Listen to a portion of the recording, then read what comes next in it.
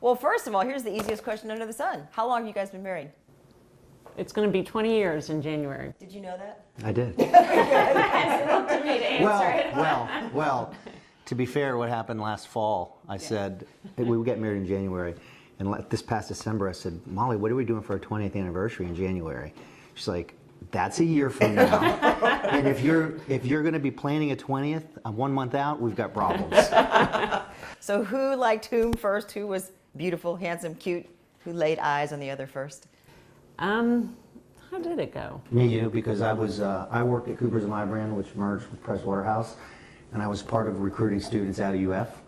And I missed the day Molly visited our office, and one of my buddies called me and said, man, you should see this accountant that we're trying to get to work here. And so I made a trip to UF with the recruiting team and met you. So when you saw her first with your own eyes, what did you think? Yeah, I knew. Yeah, I did. No, I did. I'm going to marry that girl? Yeah. And then we hung out at Ale House that night and talked. But then Molly took a job with Pricewaterhouse in Tampa, and I didn't see her for a few years. And then the firms merged, and we reacquainted. Yeah. There you go. Yeah. Okay. Well, so this is just for fun to kick things off here. It's kind of like a newlywed game, right? Okay. So let's say it is already in the future. You're not married anymore. You have free time. You're going to go to a celebration dinner. Which restaurant would he choose in San Marco, and what would he order? He would choose Taverna, and he would order either a steak or pizza. Oh, come on, scallops. Their scallops are great. Steak or pizza. The cheese tray with the fig compote. Yeah. By the way, she's right. That's right. She got it. Yeah. She got it. Yeah. You win. 100%. That's good. So let me ask you, legacy-wise, Yes. of all of your accomplishments, which one do you think helped Jacksonville the most? By far, pension reform, because we were broke. Our budget was in bad shape when I got into office. We were spending so much money on pension costs per year. We wouldn't have been able to do all the stuff we have done without pension reform. We've done $800 million in investment in this city that we would not have the money for if we didn't do our pension reform my second year. So nothing else happens without that. Nothing. And it's not a sexy issue. No, but if you break that back, you've broken the whole body, right? That's right. So for you, of all the issues that he's been involved in, which one made you the most nervous, but you're glad that he plunged in? I think the pension reform was a big one because it was so controversial and having to deal with the different aspects of police and fire. But I thought he did a great job with it. Yeah, I mean, just a reminder for the viewers that we had to get that approved by the Florida legislature, the governor, the voters. We had to put it on a ballot. Then we had to negotiate with the police and fire unions, and that was my second year. And if you lose any of those constituency groups your second year, you're not going to have any success. Let's go back to San Marco. We talked about Taverna. It Yep. did not flood, fortunately, unlike a lot of the other parts of San Marco. So I remember Irma like it was yesterday. And we were talking about already when we did 56 hours straight on the air. Yep. And here's the moment I remember. You were at a press conference, many of them, and you said, if you're scared and you can't get out, hold out a white t-shirt out the window. Yes. That was the moment that my stomach just turned. I mean, I'm like, oh my gosh. Yeah. That hit me like a gut punch. Having to say that did the same thing. It was just unexpected, you know. Here's what I learned through the hurricanes and through the pandemic in our form of government. You're all alone in the decision. It's all yours, and people's lives are on the line. If you make the right decision, you save some lives. If you make the wrong decision, it's scary to think about what could happen. And there's no clear answers in this crisis situation. So what was the hardest decision then during the hurricane? I say the hardest one is always first the evacuation orders, whether or not you're going to make them and give them, because there's no scientist saying to you you have to evacuate. We have people from the Weather Service with us that are showing, we're looking at maps and flood zones, and then you've got to make a judgment call. And if let's say you evacuate large parts of the city and nothing happens, right? Nothing.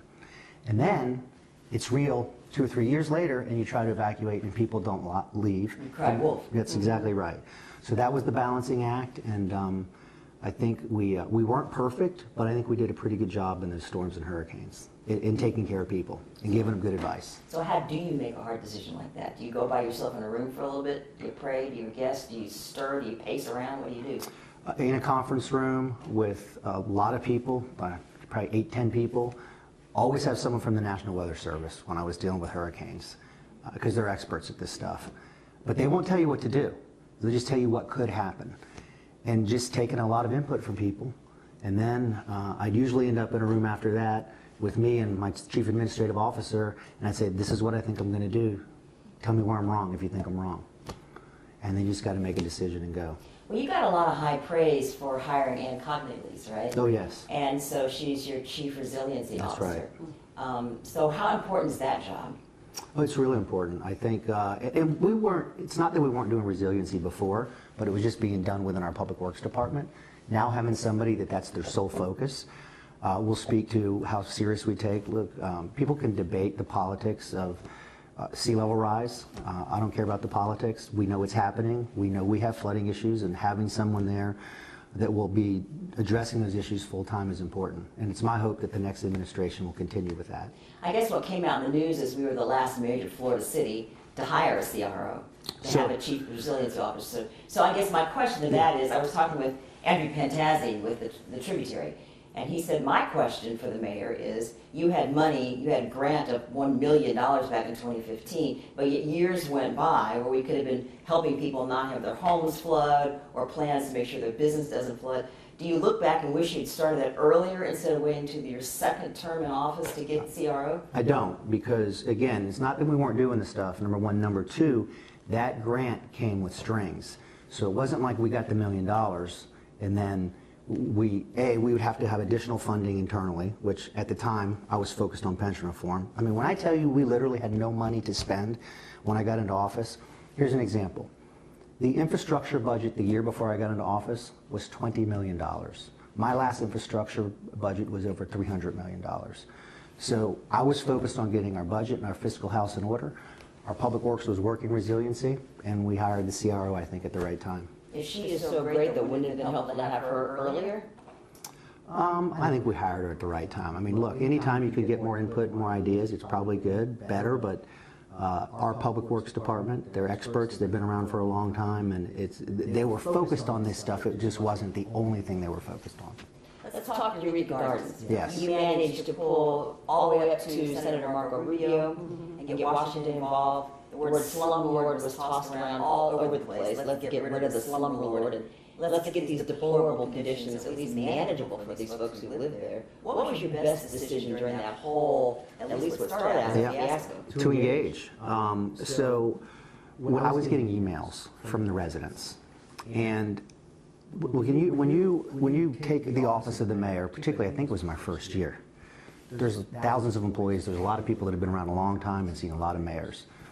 And I'm getting these emails from Eureka Gardens, and internally I was getting some input that if you engage in this, can you really affect change, and what other can of worms are we going to open? It's a large city. I said, I don't care. These emails I'm getting are heartbreaking. And then I went out there to visit, and it was a no-brainer. So what did you see on that visit, the one thing that you get stuck in your head, like, oh my gosh? Mold everywhere, hot conditions, little kid coughing and crying. Is the child coughing from the mold or not? I don't know. Just disgusting conditions that had nothing to do with the people that were living there. It was the conditions that the landlord had not maintained the standard. So we got code enforcement fully involved. We did what we could there. Got Senator Rubio involved. I visited the Obama administration. I went to D.C. and visited with the administration, and I committed to those people, to those individuals, that we were going to make that a place that anyone would want to live in. And it took us some time, but we did it. And it was a bipartisan effort. Everybody got involved. I think it's one of those moments that was so visible to the entire community, because everybody covered it, and nobody watching that stuff could sit back and not feel bad for the conditions people were living in with children. Let's switch topics. JEA, the JEA scandal. Do you wish that you had vetted Aaron's on better back in 2015? Look, I can't speak to the board picked him. I didn't make him the CEO. I'll tell you what I wish I had done differently. I do think it's important to know the value of the JEA. What's that asset worth? And at the time I did say and believed that we ought to have a discussion about whether or not it's better private or if it's better being monetized. What I wish I had done is I wish I had engaged someone like the Civic Council or another third-party group separate from city government and said, you guys study the issue and you guys come back with recommendations. But what's done is done. Do you think you'll get rid of that bruise or stain on your legacy? It doesn't bother me. I mean, I acted with good intention. I acted in good faith. And I still, you know, if I could go back, we should know the value of the asset. We should have a discussion about whether or not it's best to be city-owned or privatized. But I would hand it over again to a third party, independent of government, to evaluate it. Civic Council studies these things. They study different things and come back with recommendations. Let's talk the pandemic really for both of you. What is your most vivid, and I'm going to use the word horrifying, because I was terrified through some of the pandemic. I was so scared that my mom's 92, I did everything I could possibly do to keep her away from COVID, and thank God she never got it, because the doctors told me, and I knew that too, she wouldn't have made it through, especially in the height of the pandemic. What was the most scary moment, or the biggest worry you had? I think the unknown was a big worry, like the unknown of what was going to happen. I mean, how long was this going to go on for? The kids were home from school. You know, Lenny wasn't home, and you weren't. I was working every day, yeah. You weren't home very much, but I think it was just the unknown of what was going to happen to us, to the world, to the city, Well, I remember every single newscast, because my job was in the station. Lou Turner and I were the only anchors. There was one person on the bottom floor, and a producer and an engineer, and that was it. The rest of the whole station was home. I mean, it was very lonely. I felt like I was in jail. Lou and I counted up, we did 500 newscasts by ourselves. And I mean, me by myself and then at a different time. But I remember you were talking about essential and non-essential business. Right. I remember going to Publix and having to go down one side of the aisle and on the other side. And I remember having the restaurants closed. I remember our interviewing people in cars because they lost where they lived and they were suicidal. Yes. I mean, how did you ever make those kinds of decisions that you had to make? They were hard, very hard. Again, another unknown. I mean, a true unknown, right? For our life, in our lifetime. So I had been following on social media what was happening in Italy before it got real in the U.S. And I couldn't believe what I was seeing, and I was thinking, and there were people on social media, people were saying this is coming to the U.S. You don't want to believe that. This really can't be going to happen here. And then here it landed. And we didn't know what we were dealing with. I think people forget that. There was a point in time where I think almost every part of the United States had some level of shutdown. People everywhere, regardless of political party. And I think people sometimes forget that because we didn't know. There was a time when we believed if you got a package from Amazon, could it transmit there, right? Could you walk into the grocery store? What I'm proud of is we made those hard decisions early. We also worked with ViStar and created bridge loans for businesses so they could keep operating, rent utility assistance for people. But what I'm really proud of is once we better understood what we were dealing with, we started to open things up that we believed were safe as quickly as we could. The beaches. We got much criticism all over national news, mocked us and made fun of us. Turns out we were right. People will still sometimes say to me, when you opened the beaches, how come people couldn't sit that first couple of weeks? How come they had? Well, we didn't know. At that time, we thought if you sat with a group of people outdoors, you were at high risk. The more we learned, the more we adapted and adjusted. So you're happy with the timing of your decisions?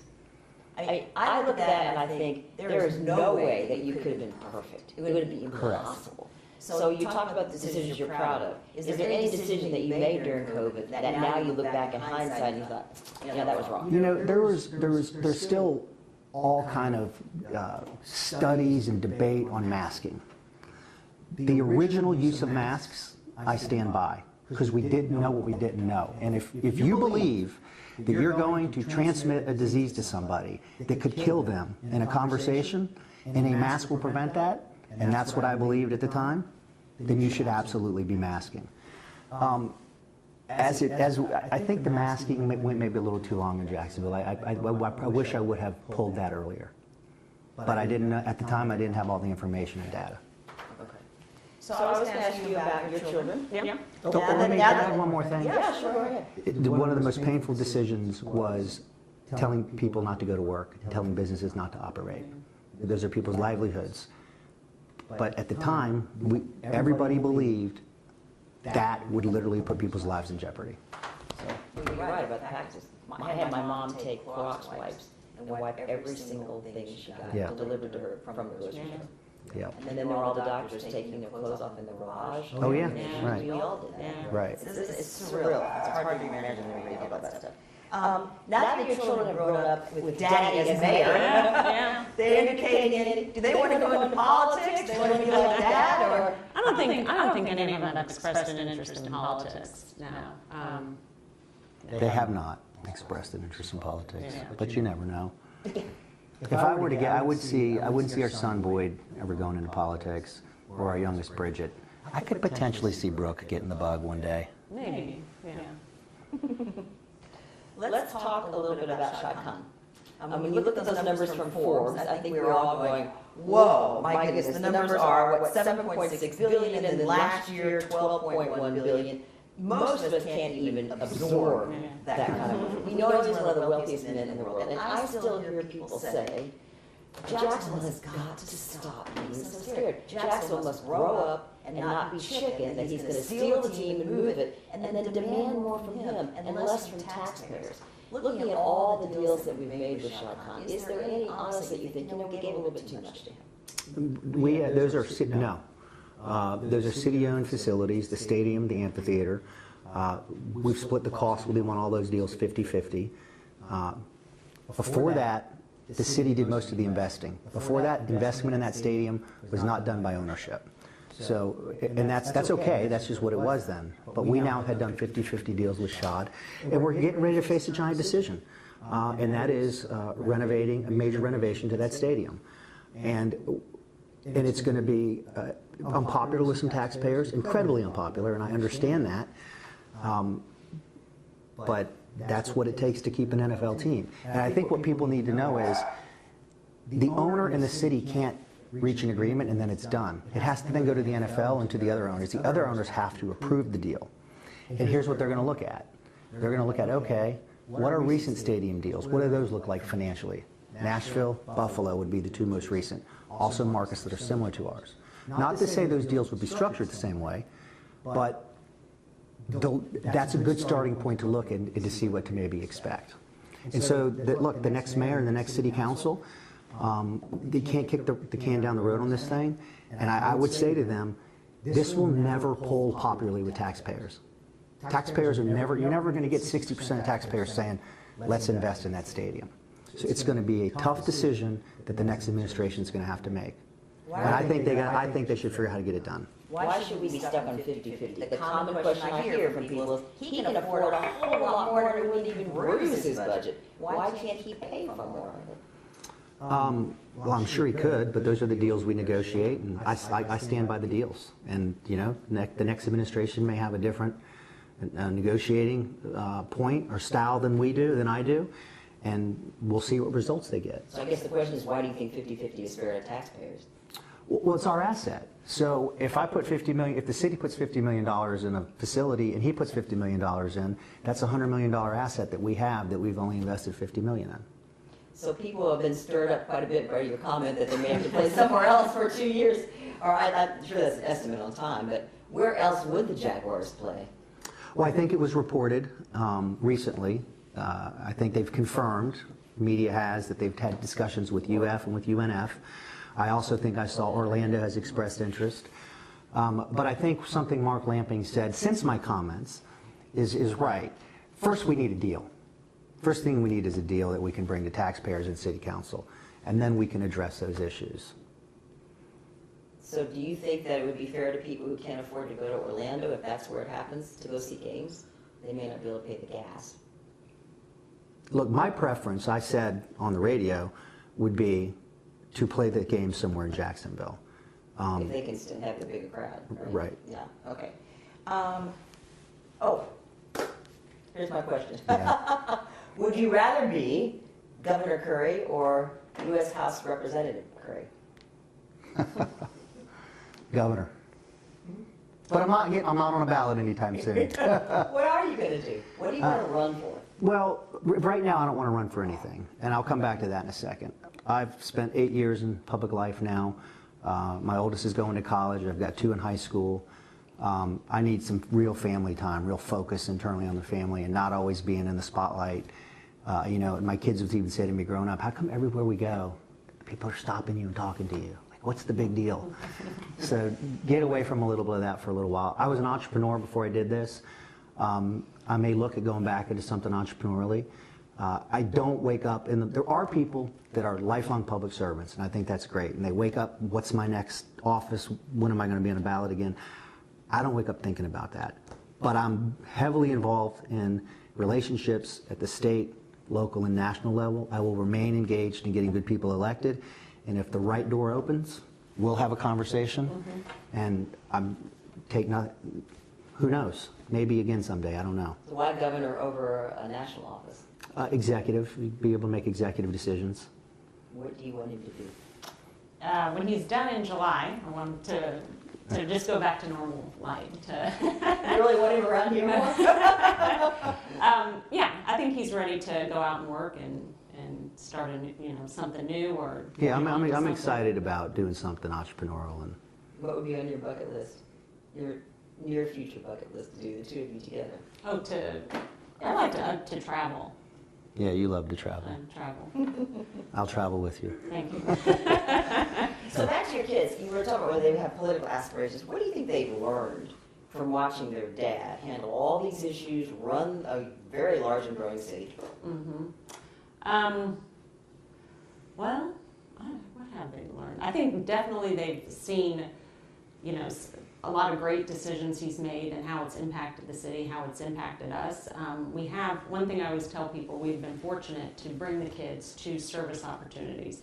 Every year we do the Jacksonville Christmas party with the kids, and it's become one of our favorite events to go to in December, to hand out toys at the Prime Osborne Center to kids. And we served Thanksgiving down at City Rescue Mission, so we've been able to bring the kids to that. So anybody can volunteer and do that, but I think Lenny being mayor has sort of pushed us along to get the kids involved in things like that. It's a big deal when they meet the people who were homeless. Oh, yeah.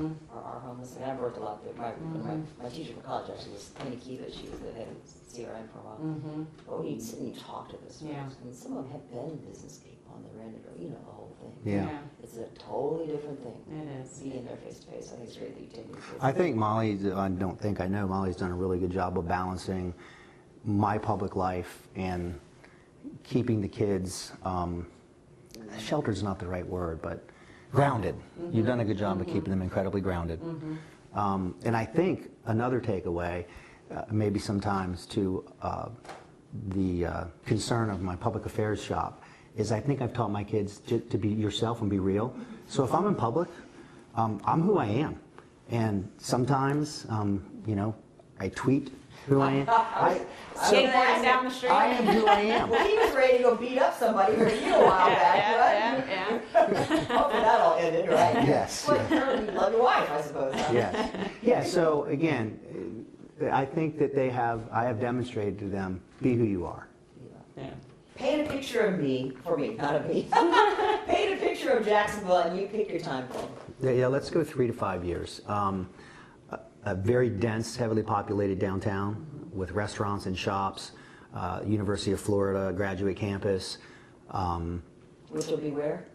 Don't know. I know you don't. You sure you don't know? I'm sure I don't. No, they're doing site selection. Okay. And it's probably been a month since I spoke to them about site selection. I don't know where they are on site selection at this point. But downtown was part of our deal. A renovated stadium, the Jags' multiple playoff appearances and the Super Bowl run. Economic opportunity all over, we're growing economically now, all over the city.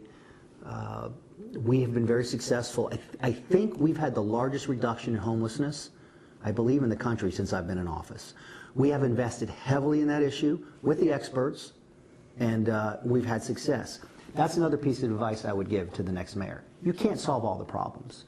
There are experts out there that the city can fund, and once you buy into their plan and their program, fund them and get it done. I.e. Shot Spotter seems to be going fairly Yes, well. yep. But not maybe some of the other programs. I mean, I've been anchoring here for 38 years. I could take a newscast from 10 years ago, Yep. 5 years ago, last week, last night, it's the same thing. And I know it's important. We have to get families involved. We have Right. to get to the root of the problem. But it's never solved, you know? And so to you, and I know I don't want to fuss with statistics. Yeah. You can make those twists and turns Right. any way you want, so we're not going to go there. But to you, where does that have to go? I mean, So if you compare us to other cities, not statistics, just what's happening. Most of our violent crime and murder rate issues, most, not all, there are some terrible cases where innocent people have been caught in the middle of it and have lost their life. But most are a few hundred people, criminals doing the same activity over and over again. And so we need to get to, and this is a challenge. I reorganized and created the Kids Hope Alliance. Whoever those people are, who are their relatives right now that are 5, 6, 7, 8, 9, 10 years old? How do we get to them, and how do we get them involved in programs like the Kids Hope Alliance? do you feel like that you just didn't go far enough with that program, or you didn't have enough time? I don't think we had enough time. So is that the one thing that you would hope would continue on Yes. to maybe fight this program? Yes, Kids Hope Alliance is really important. How bad are gangs here? They're real. It used to be, remember, JSO said there weren't any, Yeah. they weren't going to talk to us about it. Right. And then we went to the stage of, if you're not in a gang, you really don't need to worry about these shootings. And now I think we're past that. Yep. No, it's a real problem. But look, we've put over 200 police officers on the street. I've invested and worked closely with our state attorney to give them resources as well to be able to prosecute criminals. So I think we just have to be vigilant. But here's what Jacksonville is not. There are other cities right now in our country where if you walk into a downtown where there's commercial space, where criminals are walking into stores and tearing things off shelves and just walking out with them, acting violently. We don't have that happening in our city. We have these pockets where it's mostly criminal activity that continue to do the same thing over and over again. Cure Violence is another program that I'm proud of that we implemented. And those are largely people that have formerly served time in prison, that have now turned their lives around, and they get involved with these gang units to try to prevent retaliation. So if there's a drive-by shooting or a shooting, these folks have the credibility to get to the other side and try to convince them and broker them not to go out and retaliate. It's been a couple of years ago, but Anna Brochet said we don't want to be the home to the body bag, and too many people see us as a home to the body bag. When you watch the news at night, you do see a lot of shootings. It just doesn't seem like we're solving the problem. Well, I think we need to continue to educate people that, again, it's largely criminal on criminal, but that doesn't mean we accept it. I stand by, but we need to continue to give the sheriff's office the resources they need. I think the more policemen and women they have, the more success they'll have in policing. And I think the Kids Hope Alliance is a well-run organization. That's your pick out of all of them. Yes. Yeah. I have just a couple more questions Yeah. for you, and I want to ask you something. So what have I not asked you that you want me to ask you? I don't know. It's an open canvas. I know. It How about is. that for a question? I know. Why don't you talk about some of the stuff you've done? You've done a lot of reading over the years. You've been real involved with Pick the one women's thing issues. as mayor's wife that you've been able to do that you couldn't do before, because now you have a platform. Yeah. Okay, so one thing was I engaged with Rethreaded and got very involved with Rethreaded. And then I had a legacy project that was it last year? Yeah, last year unveiled. And so we painted a wall with mosaic and some paint, and well, I didn't personally, hired somebody, and then really pushed on the education of educating people on sex trafficking and signs to detect it and how to spot it and everything. So I think as a reporter, I am blessed to be able to sit and talk to people for a long time and do these long interviews with people who've been in human trafficking. And I think everybody has a general idea of what happens, but when you talk to people, it's an entirely different thing. Yeah. So what have you heard? What's the detail that sticks with you that just like, the detail of one lady who I met who worked at Rethreaded, she hadn't been with her kids. She hadn't been able to have her kids at home. And after working at Rethreaded, having gainful employment, securing a house, and she was able to have her kids back with her to live with her after, I can't remember, 5-10 years or something. So just seeing the joy that it brought to her and the joy in her eyes when she was telling me that story. My exposure to the organization and women that have come out of that and that are leading successful lives right now, you can see the joy and the pride they have. Like you can see that they stand up straight. They just they've got purpose. They've got vision, and it's cool to see given what they've been through. Yeah. Yeah. Here's one for you. Yeah. Who is going to win the Republican nomination, DeSantis or Trump, and who do you want? Oh. I'm watching at this point. Is that your best hit on the fence? Is that your best hit on the fence answer? Here's what I don't want to happen, but it appears we're headed that way. I think they've both done a great job. I think Trump was a great president. He had great policies. This country was, our country was in good shape. And Ron DeSantis has been a really good governor. As a Republican, I don't like the idea that two Republicans may be tearing each other apart. But it's premature. We'll see if that happens. I hope it doesn't. In all fairness, I should ask you the same thing I asked your wife. You get to choose any answer question you want. How about that? That's a freebie. What's a good question? What question would I want to answer? You didn't get to use. I was going to say, what would you want if you could sum up your legacy in a couple sentences, what would you want to be known for? Or what would you want people to remember you doing as mayor? I think, Or maybe not. No. You know what I've really enjoyed about this? So I'm an introvert by nature. You are? I'm an extreme introvert. No kidding. Yes. Did it make you nervous giving speeches at first? Oh, yeah. Like what did you do? Like your stomach turns? Anxiety, stress. But look, it's like anything. You work at it, right? And You deep breathe? You're okay. I do, yeah. You do? Well, yep.